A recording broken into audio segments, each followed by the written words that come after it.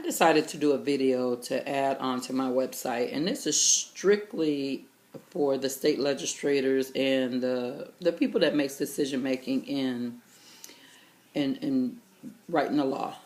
So I'm sitting here and I'm saying, goodness gracious, there is a lot of allegations of sexual harassment and groping and stuff like that from adults that were adults then that remained silent for years, even decades. And I said, well, goodness gracious, this is a great way for a person that they wanted to scam somebody to scam them. Instead of your setup slip and falls, instead of your insurance fraud, instead of your accident, setting up an accident. My boss really drives me nuts, and he won't let me have that raise, or he really ticked me off because he didn't give me those days off. I'm gonna get him back. I'm gonna say he touched me. You making it that easy for anybody to say this person touched me so many amount of years ago. They pay them off to keep them hush hush, to make it go away because we don't want to talk about this issue. We don't want to face it. I don't know if there are skeletons in the lawmaking people's closet and they just don't want to deal with it, or are you guys just that naive? I'm just sitting here thinking about some stuff.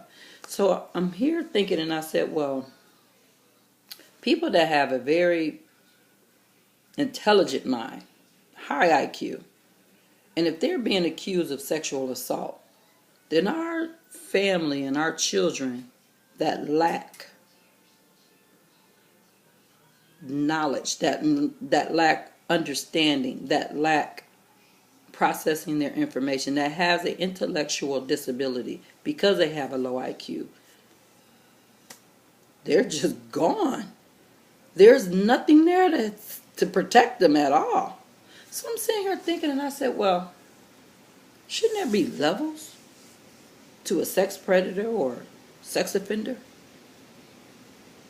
By all means, somebody that you have on a video streaming through the media of a 4, 5, 6-year-old giving someone head, that's the person you want to consider a sex predator. Your VPK worker that's fondling with children, that's a sex predator. Your juvenile detention worker, I'm talking about all the people here in Florida, fondling with their inmates in the juvenile department, those are your predators. Those are the people that should not be around a school within so many feet.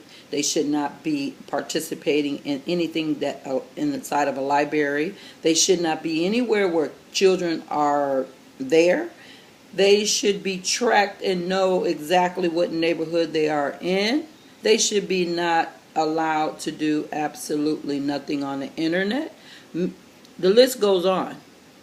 Those are the people you should want to track. Those are the people that our taxpayer money should make sure we have enough money to reserve for those expensive GPS systems.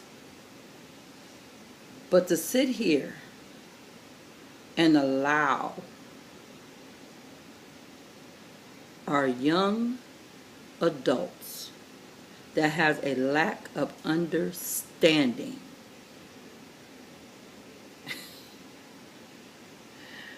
that doesn't even know what a sex predator is, or it's the weight it carries, for them to not understand the system, for them not to understand the proceedings against them, for them not to be able to even help their attorney to say, hey, wait a minute, I wasn't even in the state of Florida when they said I did that.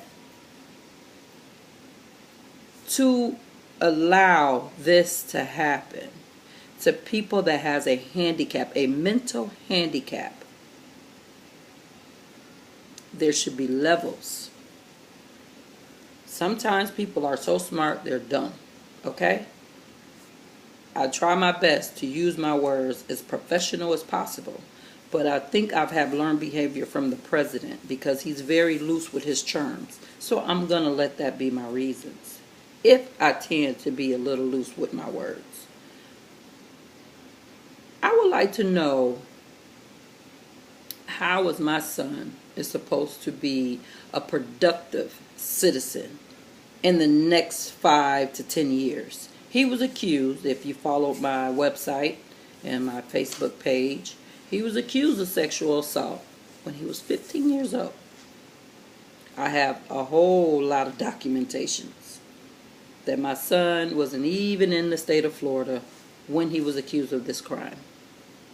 I also have more documentations to discredit the whole entire police report that was given by the family, very upset family.